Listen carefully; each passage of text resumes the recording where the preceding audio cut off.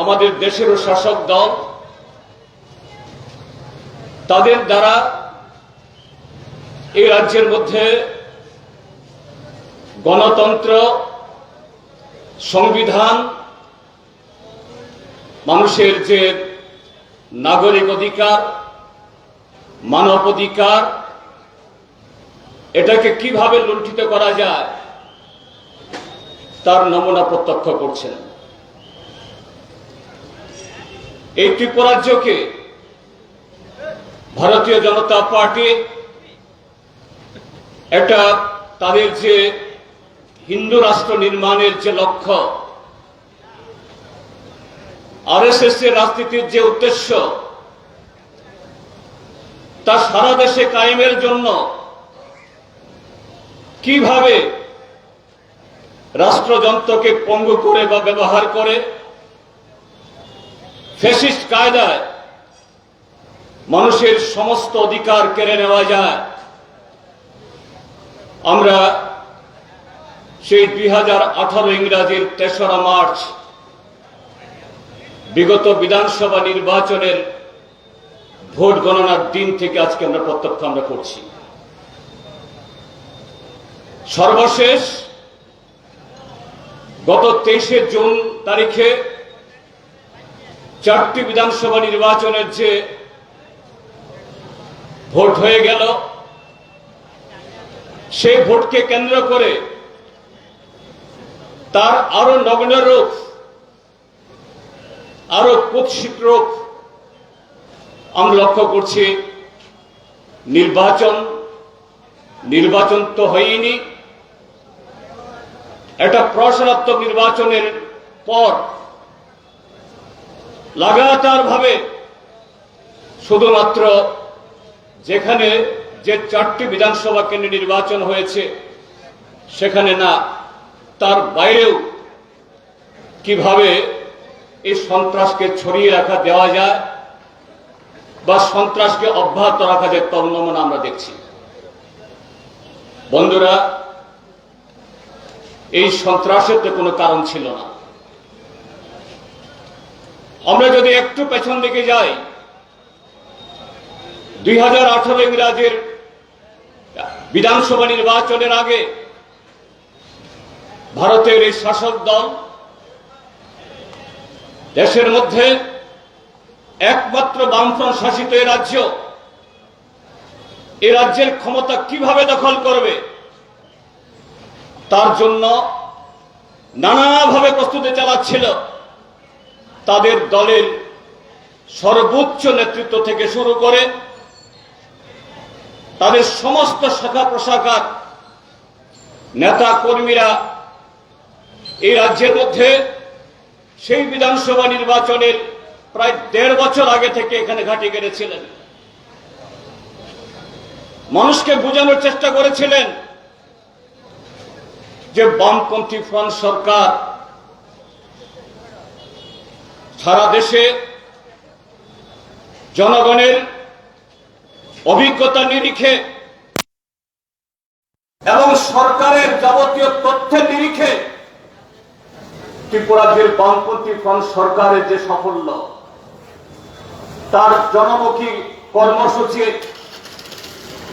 তার যে বহর সারা দেশের সাথে তুলনায় এটা অস্বীকার করার ক্ষমতা তাদের ছিল না।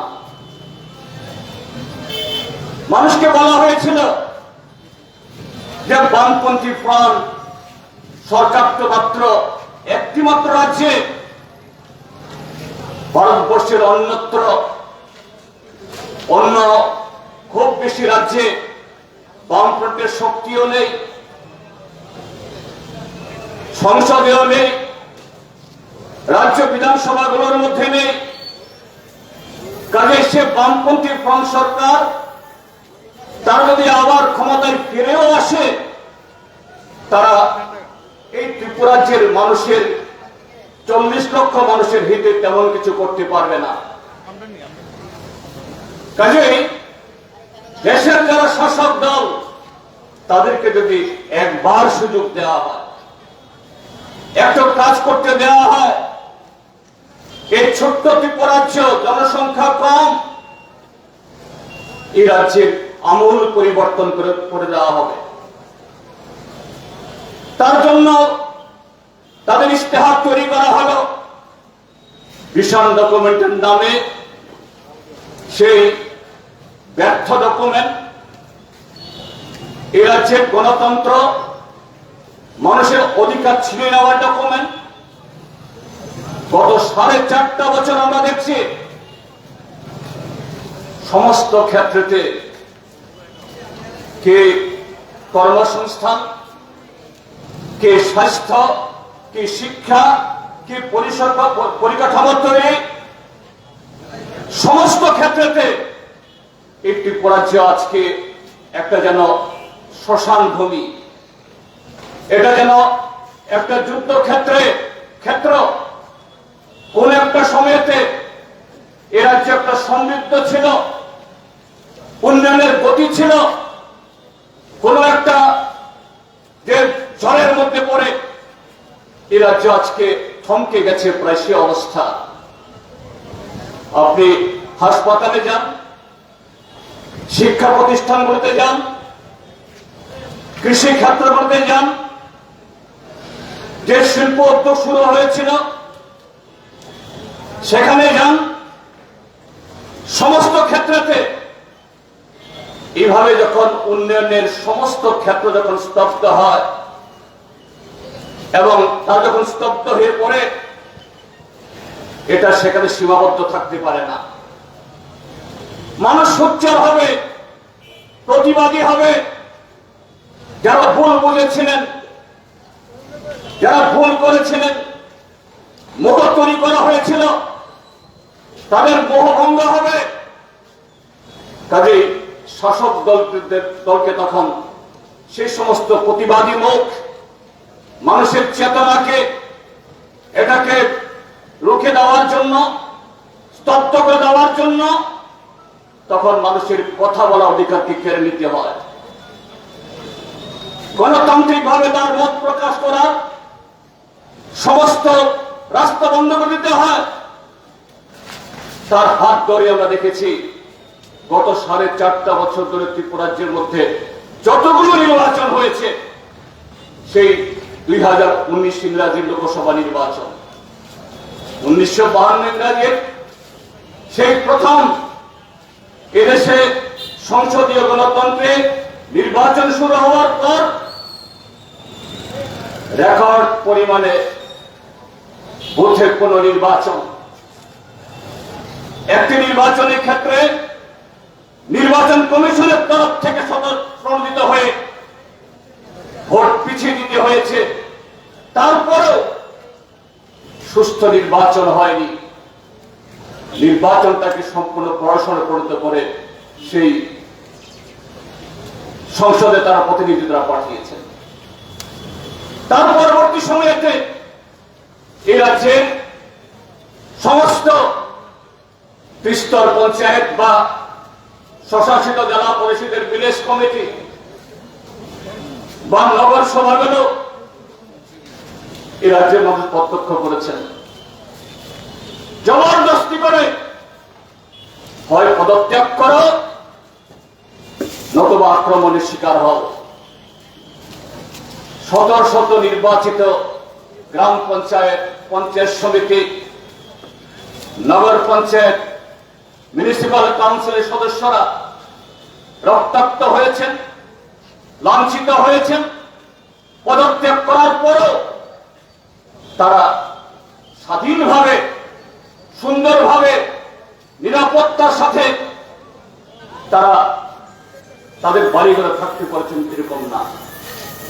সেই জায়গায় যখন পঞ্চায়েতের উপনির্বাচন হলো, নগর সভাগুলোর উপনির্বাচন হলো, তারপর 5 বছর মেয়াদ শেষে সাধারণ নির্বাচন হলো, ত্রিস্তর পঞ্চায়েত বা মিউনিসিপ্যালিটি বা এই পুর নিগমের সেই ছবিগুলো দেখেছেন, যে রাজ্যের মধ্যে মানুষের যে অধিকার প্রয়োগ করা, ভোট চাওয়ার, ভোটে দাঁড়ানোর প্রার্থীপদ দাখিল করার সমস্ত সুযোগ এরা নষ্ট করে দিয়েছে।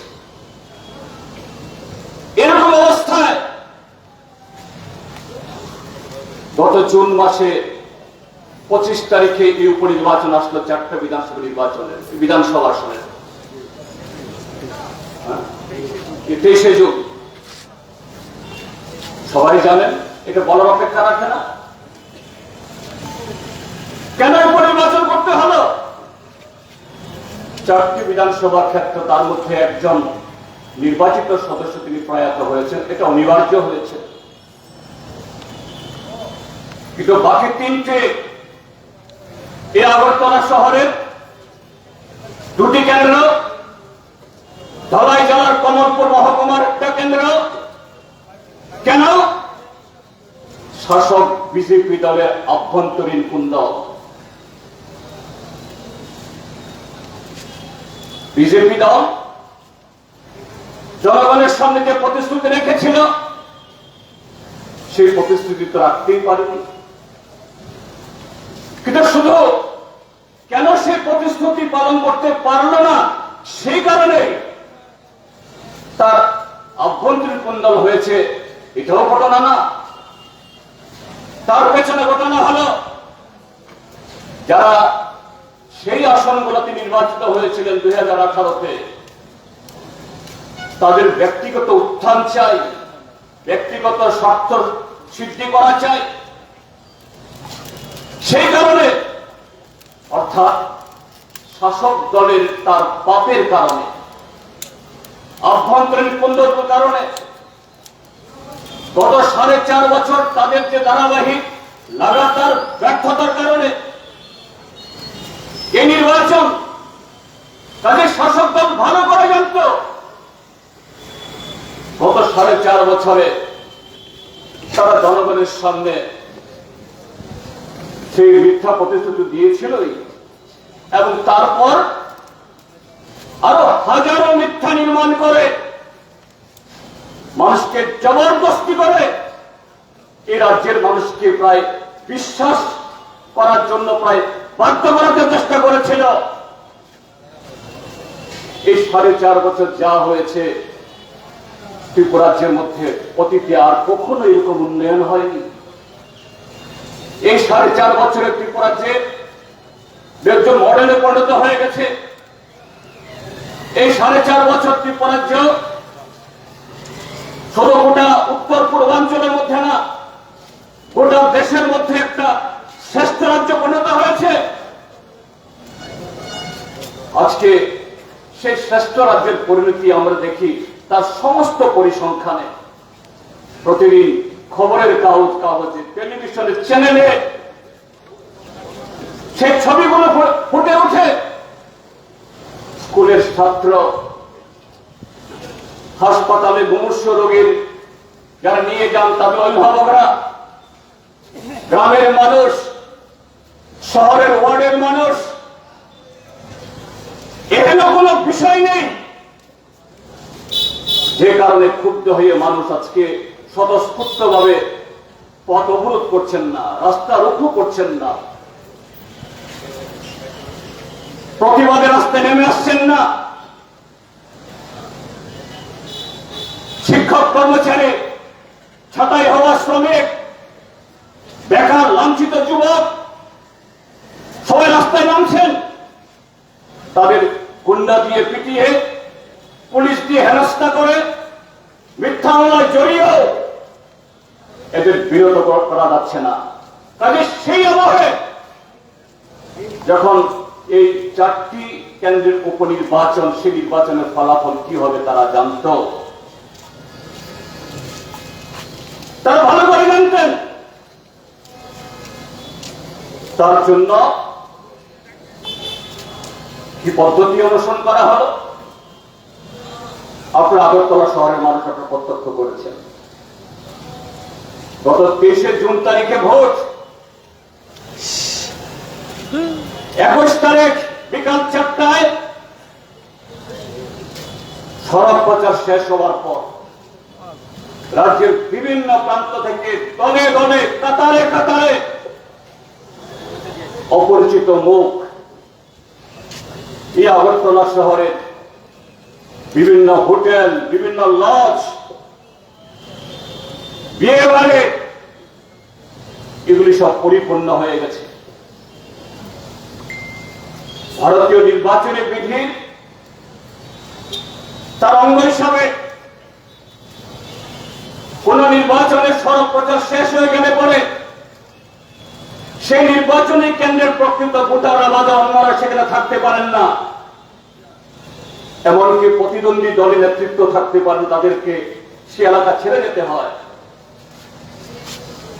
কিন্তু আগরতলা শহর অসংখ্য অপরিচিত মানুষের ভিড়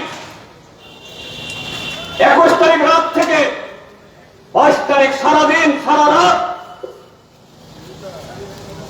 নির্বাচনের প্রহার না আসা অব্দি সন্ত্রাস হয়েছে। নির্বাচন কমিশন একটু চেষ্টা করেছিল, কিন্তু সেই চেষ্টা সব মুখ থুবড়ে পড়েছিল। কেননা গত 4.5 বছর ধরে ত্রিপুরা রাজ্যের আরক্ষা প্রশাসন, যেটাকে পঙ্গু করে রাখা হয়েছে, তাদের একাংশের এই বিজেপির পদলেহনে এই সমাজ বিরোধী যারা মানুষের গণতান্ত্রিক অধিকার কেড়ে নেওয়ার জন্য এসেছিল, তাদেরকে বিরত না করে, তাদের সংবিধানের দায়িত্ব পালন না করে এদেরকে কানামাছি খেলে থাকতে দেওয়া হয়েছিল। যার পরিণতি কি হয়েছে? 23 তারিখ এই আগরতলা শহরে 2টি কেন্দ্রে মানুষ ভোট দিতে পারেনি। তার মধ্যেও গণতন্ত্র প্রিয় যারা সংবিধানকে ভালোবাসেন, নিজের অধিকার এটাকে সুনিশ্চিত করতে চান, এরকম বহু নাগরিক 17-18 বছরে পা দেওয়া যুবতী থেকে শুরু করে 80 বছরের ঊর্ধ্বে প্রবীণা বারবার বাধাপ্রাপ্ত হয়ে তারা ভোট দিতে গেছেন এবং ভোট দিয়েছেন, আক্রান্ত হয়েছেন। একজন ভোটার ছুরিকাঘাত হয়ে এই ছুরিকাঘাতে আহত হয়ে হাসপাতালে চিকিৎসিত হতে হয়েছে। কিন্তু এই আক্রমণ সেখানেই থামছে না, সেখানে বিরত হচ্ছে না। নির্বাচনের আগে থেকে অন্যান্য নির্বাচনে যেরকম ভাবে মানুষকে সন্ত্রস্ত করার জন্য বাড়িঘর লুট করা, ভাঙচুর করা, আগুন লাগানো, এটা 26 তারিখ ভোট গণনার পর দিন এই শহরের মধ্যে, শহরতলির মধ্যে এবং ওই কমলপুর মহকুমা যেখানে শুরুতে ভোট হয়েছে সেখানে, তার বাইরেও সেই দক্ষিণ ত্রিপুরার সাবরুম, বিলোনিয়া, গোমতী জেলা, খোয়াই জেলা, ধলাই জেলার বিভিন্ন অঞ্চলে, 59 জেলাতে এখন অব্দি 152টির বেশি ঘটনা। কি ধরনের ঘটনা? নির্বাচন চলাকালীন সময়তেও আমরা কিছু পরিবার যারা আক্রান্ত হয়েছেন তাদেরকে দেখার জন্য আমরা গিয়েছি, সান্ত্বনা দেওয়ার জন্য চেষ্টা করেছি, পুলিশের নজরে নেওয়ার জন্য চেষ্টা আমরা করেছি। 26 তারিখের পরেও আবার আমরা গেছি। যে বিভৎসতা, অসভ্যতা, বর্বরতা সমস্ত সীমা ছাড়িয়ে গেছে। বাড়িঘরে পুরুষরা এরকম সম্ভাব্য আক্রমণে আজ পেয়ে আগে থেকে সরে গেছেন। রাতের অন্ধকারে রাত 12টা, 1টা, 1টা, 2টোর পরে গিয়ে গেট ভেঙে, দরজা ভেঙে ঘরে গিয়ে ঢুকেছেন। বাড়িতে শুধু মহিলা, শিশু, 80 বছরের বৃদ্ধ মা, 80 পর বৃদ্ধ, তারা রেহাই পাননি। শুধু তাদেরকে মারধর করে ক্ষান্ত হননি। এক একটা বাড়িতে তাদের যত জিনিসপত্র আছে, আলমারি, রান্নাঘরের বাসনপত্র, রান্নার চোলা, এমনকি ছেলে মেয়েদের বইপত্র, গান শেখার হারমোনিয়াম, তবলা, এগুলোকে শেষ করে দিয়েছে। এই বর্বরতা কিসের চিহ্ন, কিসের লক্ষণ? যদি রাজনৈতিক শত্রুতা হয়, ভোটের কারণে এরকম শত্রুতা হয়, বা কোন রাজনৈতিক যারা কর্মী এদের সাথে শত্রুতা হয়, হয়তো একটু মারামারি হতে পারে, তাকে শাসিয়ে আসা যেতে পারে, কিন্তু ছেলে মেয়েদের বইপত্র নষ্ট করে দেওয়া, গান শেখার সরঞ্জাম নষ্ট করে দেওয়া, রান্নার ঘরের সমস্ত বাসনপত্র তছনছ করে দেওয়া, আলমারি জোর করে ভেঙে সমস্ত লুট করে নিয়ে যাওয়া, 9, 10, 11 বছরের বাচ্চা ছেলে মেয়ে তাদের গলা টিপে ধরা, এটা কোন সভ্যতা, কোন সংস্কৃতি? বন্ধুরা, আমরা ইতিহাসে দেখেছি সেই দ্বিতীয় বিশ্বযুদ্ধে ইউরোপে মুসোলিনির নেতৃত্বে, হিটলারের নেতৃত্বে সারা বিশ্বকে পদানত করার জন্য যে বিশ্বযুদ্ধ হয়েছিল হিটলারের নেতৃত্বে, তাদের নীতি ছিল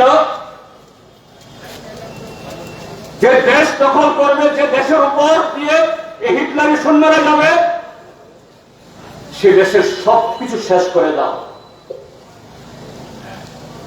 শুধুমাত্র তাদের ধন সম্পদ যা আছে না, ঐতিহাসিক স্মারক, এটা ধ্বংস করে দাও। আজকে তথাকথিত এই রাষ্ট্রবাদী দল এই ত্রিপুরাজ্যের মধ্যে 4.5 বছর তাদের এই সবকা সাথ, সবকা বিকাশ, সবকা বিশ্বাসের শেষে আজকে সেই পথ অনুসরণ করছে, কারণ তারা জানে, হিটলারও জানত তাদের পতন অনিবার্য। আজকে বিজেপিও আজকে টের পাচ্ছে তাদের পতন অনিবার্য। কাজে এই নির্বাচন কেন্দ্র করে এই প্রশাসনের মধ্যে 3টা আসন দখল করে নিয়ে যাওয়া, বেদখল করার পরেও তাদের সেই কাজে লিপ্ত হতে হচ্ছে। আর এটা করার পর তাদের নেতা কি আস্ফালন করছেন? আজকে রাজ্যের মুখ্যমন্ত্রীর পদে যখন আসীন হয়েছেন, মাননীয় মুখ্যমন্ত্রী বলতে হয় ইচ্ছা না থাকলে, ডাক্তার মানিক সাহা বলছেন যে আমি তো বিশ্ব রেকর্ড করে ফেলছি, গিনেস বুক অফ ওয়ার্ল্ড রেকর্ডে আমার নাম খোদাই হয়ে যাচ্ছে, এত তাড়াতাড়ি আমার এই উত্থান। আমি একই ব্যক্তি, একাধারে দলের প্রধান, রাজ্যের মুখ্যমন্ত্রী, তারপর আরো কি কি। তো আজকে তিনি যে সমস্ত তার এই সমস্ত মানে কৃতিত্বের জন্য তিনি এই গরিমা করছেন, তার জন্য তিনি বিশ্ব রেকর্ড করেননি। এটা বিশ্ব রেকর্ড হয় না, কিন্তু নিশ্চয়ই তিনি বিশ্ব রেকর্ডের চেয়ে একটু বেশি রেকর্ড করেছেন। কিভাবে? তাকে যখন মুখ্যমন্ত্রীর জন্য তার নাম প্রস্তাব হয়, তিনি কি বলেছেন? যে আমাকে এই পদের জন্য পছন্দ করার জন্য আমার যে রিপোর্ট কার্ড, আমার যে কৃতিত্ব, আমার নেতৃত্বেই তো 2019 ইংরাজিতে সে বুথ ম্যানেজমেন্ট হয়েছে, যে বুথ ম্যানেজমেন্টে 1952 সালের পর এই দেশে লোকসভা নির্বাচন সবচেয়ে বেশি কলঙ্কিত হয়েছে, তার বুথ ম্যানেজার কি ডাক্তার মানিক সাহা। তিনি নিশ্চয়ই রেকর্ড করেছেন। গত পঞ্চায়েত নির্বাচনের, এই ত্রিস্তর পঞ্চায়েতের সাধারণ নির্বাচন, 96% আসনে কোন প্রতিদ্বন্দ্বী ছিলেন না। ত্রিপুরার যে নাকি ভারতীয় জনতা পার্টি এত ভালো কাজ করেছেন, অন্য কোন দল বা কোন নির্দল কেউ নির্বাচনে দাঁড়ানোর জন্য মনোনয়নপত্র কেনেননি, মনোনয়নপত্র জমা দেননি। ডাক্তার মানিক সাহা নিশ্চয়ই তো বিরাট রেকর্ড। গত পৌর নির্বাচনে 60টা পৌর পরিষদে নির্বাচনের তারিখ ঘোষণা হওয়ার পর থেকেই ডাক্তার মানিক সাহা দলের সভাপতি, তার সোনার টুকরো ছেলেরা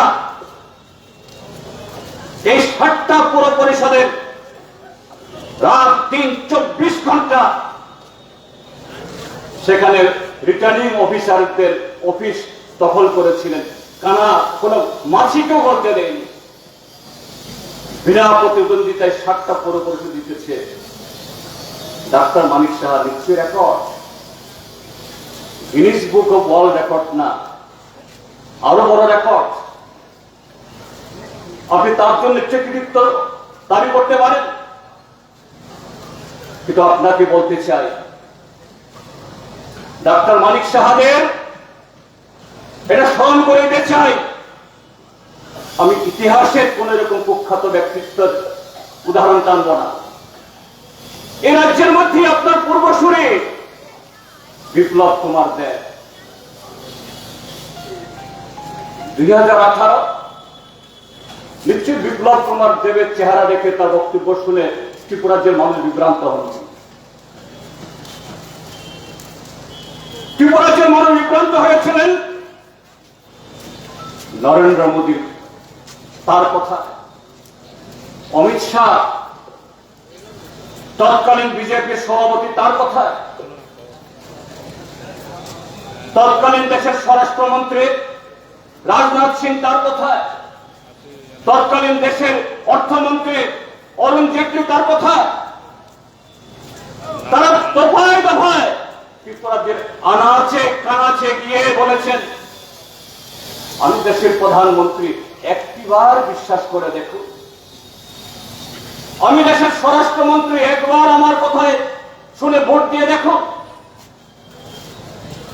আমি দেশের অর্থমন্ত্রী, এই দেশের রিজার্ভ ব্যাংকের সিন্ধুকের চাবি আমার হাতে, আমার হাতে সেই সিন্ধুকের চাবি। কর্মচারীদের 7% 7ম বেতন কমিশনের টাকা আমি বের করে দেব। এ রাজ্যে প্রথম বছরে 50,000 চাকরি, আর তার পরবর্তী 4 বছরে আরো 6.5 লাখ চাকরি তার ব্যবস্থা আমরাই করে দেব। দেশের শাসক দলের তাবর তাবর নেতারা এবং স্বয়ং প্রধানমন্ত্রী যখন একটা রাজ্যে সেইভাবে বলেন, তার জন্য যদি কিছু লোক বিভ্রান্ত হন, দোষের কিছু না, হয়েছেন। তার সুবাদে এখানে বিজেপি আইপিএফের জোট সরকার, সেই সরকার তৈরি হওয়ার পর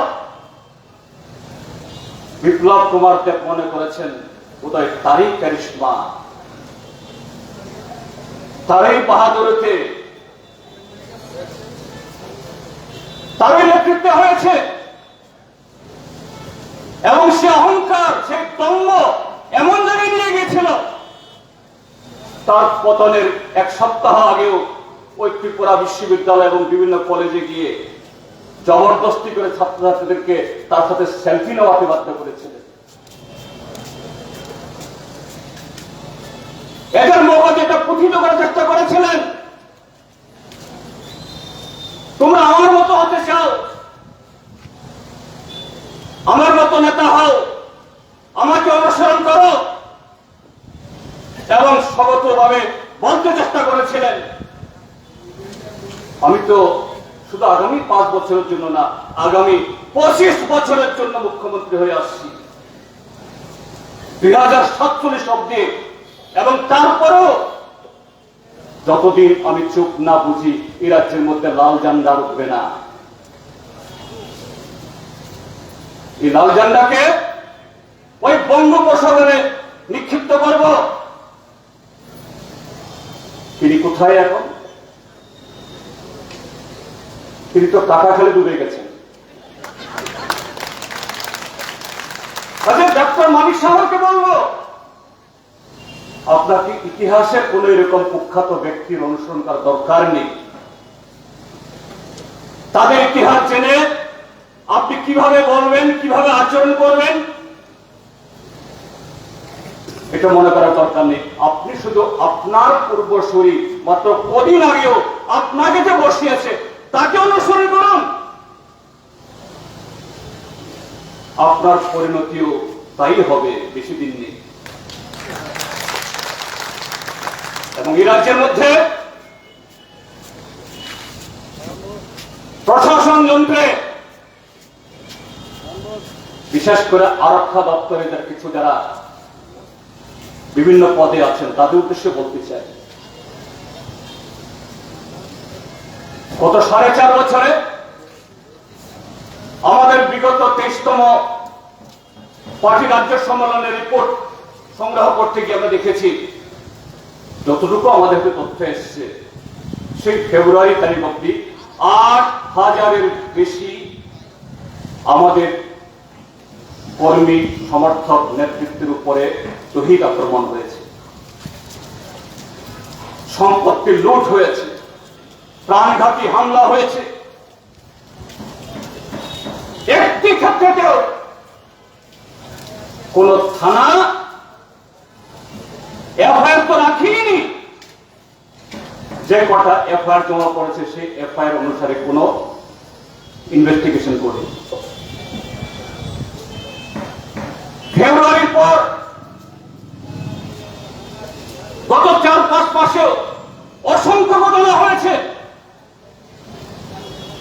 এবং এই নির্বাচনকে কেন্দ্র করে নতুন যে সমস্ত তথ্য আমরা শুনছি, যখন আক্রান্ত ব্যক্তি দরখাস্ত নিয়ে গেছেন থানাতে, সেখানে যদি আক্রমণকারীর নাম লেখা হয়, বলছে যে না, এই নামগুলি ছেটে দিন। আক্রমণকারীর নাম থাকলে পরে এফআইআর নেওয়া হবে না। এটা বাদ দিয়ে এফআইআর জমা করার পর সে এফআইআর তদন্ত হয় না। বিগত 4.5 বছরে পুলিশের অনুমতি নিয়ে এরকম বহু কর্মসূচি হয়েছে। আমরা যখন কোন কর্মসূচি করতে গেছি, সেখানে স্বচ্ছ ভারত অভিযান এই সেই করে কিভাবে আমাদের কর্মসূচি আটকে দেওয়া যায়, বাধা সৃষ্টি করা যায়। আমরা দেখেছি পুলিশ যারা অন্যায়ভাবে কোন অনুমতি না নিয়ে আরেকটা দল অনুমতি নিয়ে প্রোগ্রাম করতে আসছে, তার উপর আক্রমণ করছে, হামলা করছে। আর সে হামলাতে যারা আহত, বিরোধী দলের লোক, বামফ্রন্টের লোক, এদের অভিযোগে কোনো গ্রেফতার হয় না, কোনো আমল দেওয়া হয় না। তাদের পাল্টা কেস, মিথ্যা কেস আমাদের বিরোধী দল নেতা থেকে শুরু করে আমাদের প্রায় সব কজন বিধায়ক, আমাদের নেতৃস্থানীয় সমস্ত মহকুমাতে এমন প্রায় কেউ লোক নেই এই 4.5 বছরে তাদের কোর্টে 1বার, 2বার, 3বার, 4বার যেতে হয়। এটা কোন গণতন্ত্র? তাদের যারা শাসক দলের তর্জবাহকে কাজ করছেন তাদেরকে বলছে, এই সরকারের মেয়াদ আর মাত্র 7 থেকে 8 মাস। রাজ্যের জনগণ সেই টিএনভি, এনএলএফটি, টাইগার ঘোষ তার সাথে যোগ সাদস করে এই রাজ্যে 1988-তে যারা ক্ষমতা দখল করেছিল তারাও এরকম দুর্দণ্ড প্রতাপ ছিলেন। এদের ইতিহাস ত্রিপুরাজ্যের মানুষকে নতুন করে বলে দিতে হয় না। আজকে তারা কোথায়? কাজে আজকেও যারা এই সমস্ত কর্মকাণ্ড করছে তাদেরও পরিণতি তাই হবে। কাজে যারা তাদের পেছনে তাদের তলবাহতা করছেন তাদেরকে সাবধান করতে চাইছি, ইতিহাস কাউকে ক্ষমা করবে না। কাজে বন্ধুরা, আজকে আমাদের প্রতিবাদ সভা এটা শুধু প্রতীকী একটা জনসভা নয়, ত্রিপুরা রাজ্যের সমস্ত গণতান্ত্রিক, ধর্মনিরপেক্ষ এবং রাজ্যের শান্তি চান, সাংবিধানিক অধিকার প্রতিষ্ঠা হোক তা চান, তাদেরকে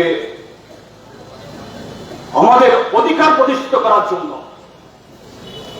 নির্বাচনের সময় কি হবে এটা আলাদা জিনিস, কিন্তু গণতন্ত্র না থাকলে, সংবিধান না থাকলে কি হয় গত 4.5 বছর প্রত্যক্ষ করছি। কাজে সেই গণতন্ত্র পুনরুদ্ধারে, মানুষের অধিকার প্রতিষ্ঠায় আগামী দিন আমাদের লড়াই আরো সম্প্রসারিত হবে, আরো জোরদার হবে।